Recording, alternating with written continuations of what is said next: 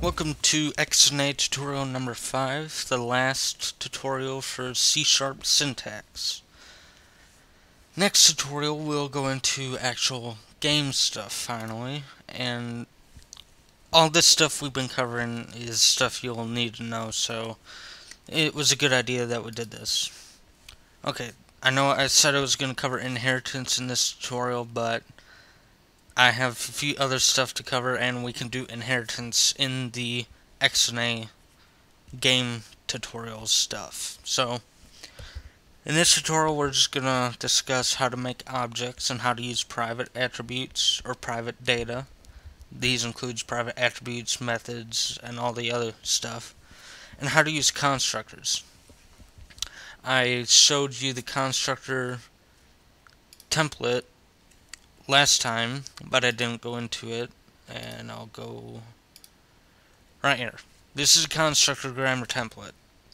The access modifier is not optional. You need either, it's a good idea to put public there, because you'll create an object and a different class is going to need that constructor, so it's a good idea to just do public and the class name.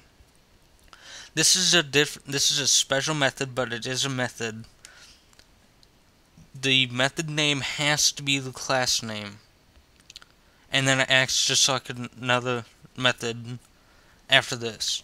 You do not need a return type, not even void. There's no return type for that. Okay, so class definition, we have access modifiers that can be optional, but it's a good idea to always, if you're going to use the object in a different class, it's a good idea to make the class you're going to use as public, and I'll demonstrate why in the coding. Then we have class, then we have class name. Remember the naming convention, just follow this format. Opening curly braces, we have 3 sections in there: attribute, constructor, methods. Closing curly braces. The attribute section, this is where we put our class level variables. As you see, last time we didn't have any variables, we just had 2 methods, add and subtract. But now we're going to do attributes.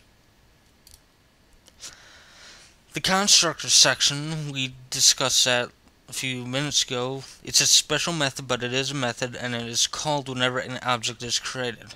You cannot call it later on, or you cannot call it yourself. It's automatically called when you create an object. And then we discussed that. Method grammar template. Access modifiers is optional. Here we need the return type. If you're not going to return anything, you need void in there. Then we have a method name. The naming convention, remember, lowercase first word. Every word after that has no spaces and capital first letter. Then we have parameters that are optional, and then statements inside the paragraph.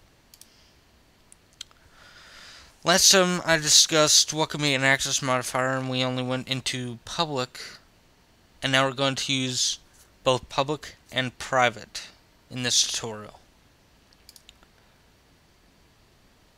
And we use static, and that's on a different slide, but we use static, and that sets it as that object or attribute belongs to that class, not an object. But now we'll eliminate static, therefore it can be used in an individual object. Okay, so how do we use objects? Last time we just said a few methods as a member of a class, therefore we use static.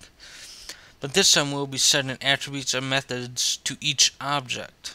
To do this, we need to leave out the word static. and I'll demonstrate that for you now.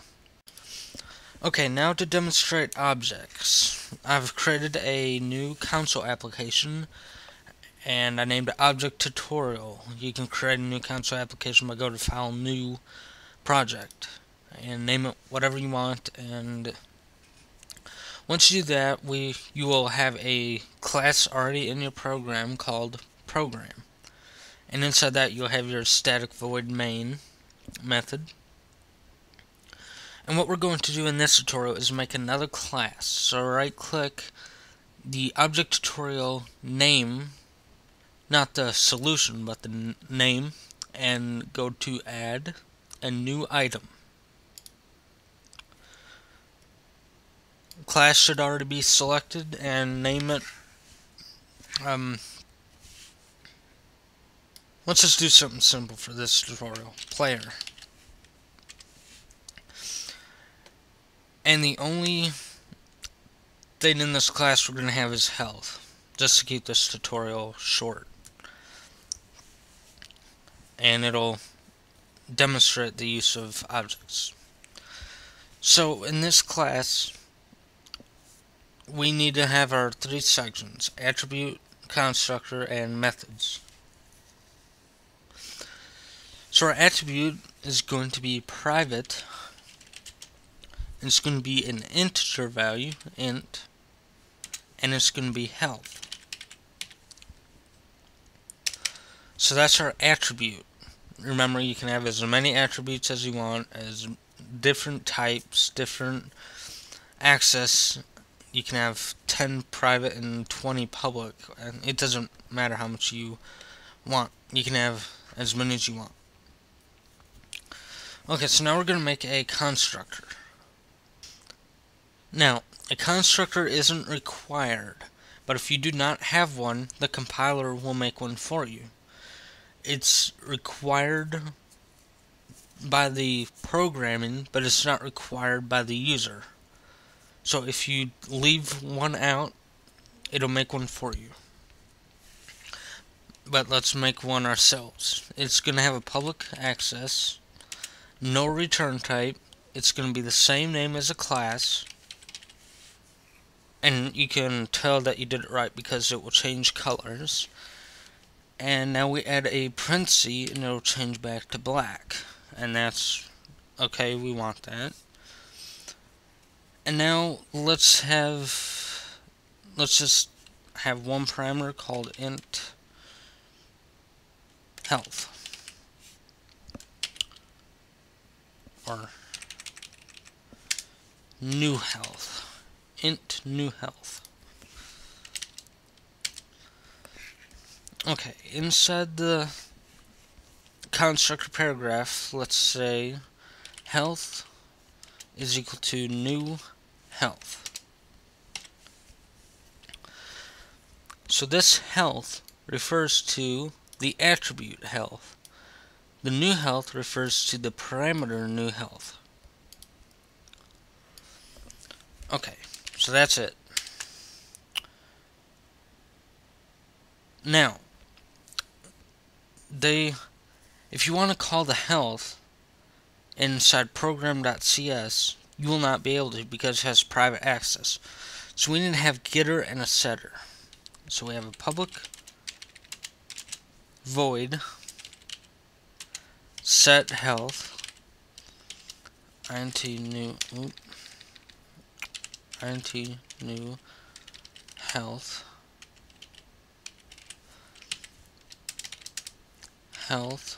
is equal to new health. Now we need a public int get health. No parameters. It's just going to return health. We need to have these getters and setters because it has private access, meaning something inside the class needs to have access to it. These two methods are public, so we can have access to that anywhere inside of our solution or our project. And this has access to the private attribute health because it's already inside the class. Okay.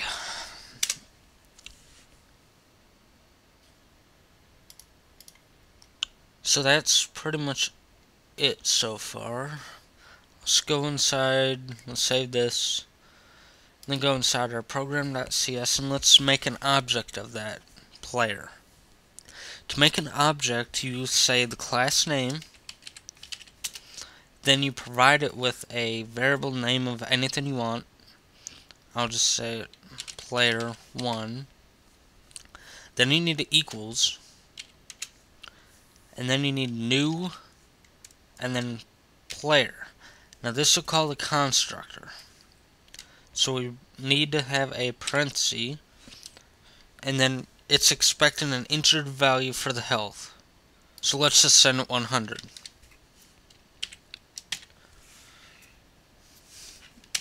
Now, our object is now made. So player 1 will have its own health, and it'll be 100. Now let's make another player. Player 2 is equal to new player, and let's say 50 health. Player 1 has its own health, and it's 100. Player 2 has its own health, and it's 50. These are essentially memory spaces. That's basically what they are, and they hold their own health value, their own methods, and everything else. Same with player 2. So now, let's print out both those information. Console.writeLine player 1. Now, we set the health at 100 with the constructor. So let's print out what the health is.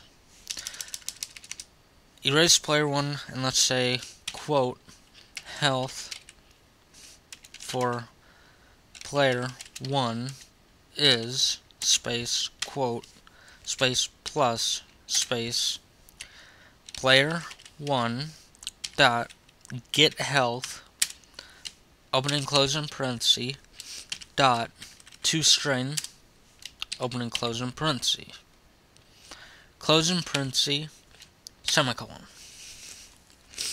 Copy and paste this and set it to player 2. Player 2.getHealth and okay. Now at the very end have console.readKey. Now press F5 to compile and run it. As you can see, the output is health for player 1 is 50. Health for player 1 is 100. So we set player 1 as 100. Health for player 2 is 50. We set player's 2 health as 50. Now let's demonstrate the set health. Let's say we want player 1's health to be 90, not 100. Let's say he took some damage. Player 1 dot set health, and let's just decrease his current health by 10. So in order to do that, inside of our set health method, closing parentheses and semicolon, just to get the method done. Now inside that we need to pass it a integer value. Well, an integer value can be the player1.getHealth too, because that returns an integer value. So let's get the current health value, opening closing parenthesis, and let's decrease it by 10. And now let's press F5 to run it, and let's see what we get. We get 90, not 100. So that's how we can have access to public data. We set health, it calls a public method, which that public method has access to that private data. And we use that public method to set and get that private data. Now, if you didn't make a constructor, let me just comment this out. If we didn't have a constructor, you would have to have this. Now press F5 and run it and see what happens. You see the constructor initialized the health as 0. So when we decrease player 1's health, we're at -10. Now, see that constructor works because it's generated by the compiler. It has no parameters and it takes no arguments. So, if we enable this, what will happen to that compiler or that constructor, which was generated by the compiler? Will that still work? We get build errors because we already declared a constructor. The compiler will not generate one for us. So if you have one constructor but you want another one that takes no arguments, you have to generate that yourself. So let's do that now. Public player, opening closing parenthesis, health is equal to 0. Nope, 0. So we have to generate it ourselves if we want to make our own. Now let's run it, and we get the same effect. 10, -10, 0. So that's how we can make a object by using this. To make an object, let me add a constructor or a comment. To make an object, we need to have the class name space variable name space is equal to space new constructor.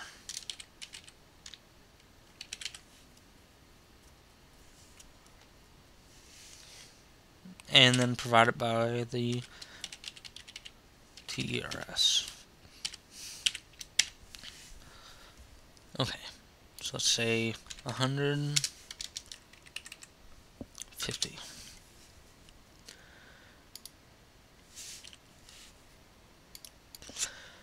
So that's how you generate a object, by following this format. Class name space variable name is equal to new and called a constructor. And that acts just like a regular variable, and it can act like a actual object by doing the object dot and anything you want access to in there.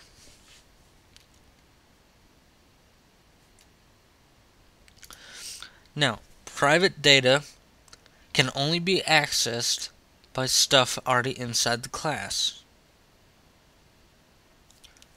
which can be methods and other means. Generally, only methods can do that. But there's certainly other techniques, and I'll go into that later on. A constructor has access modifier, no return type, not even void, the class name, followed by the parenthesis and parameters as optional. And inside the paragraph, you put whatever you want in there. Getters and setters are I call them getters and setters because they get and set data.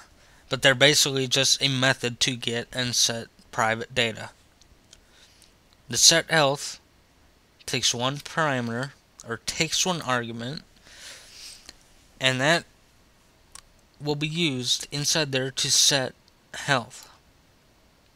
Get health just returns our private data health. I'll be demonstrating and discussing more in depth on OOP later on with XNA stuff.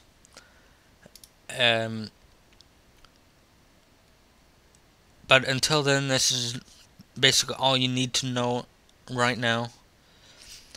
And if I do something that you'll need to know later on. I'll discuss it when I do it.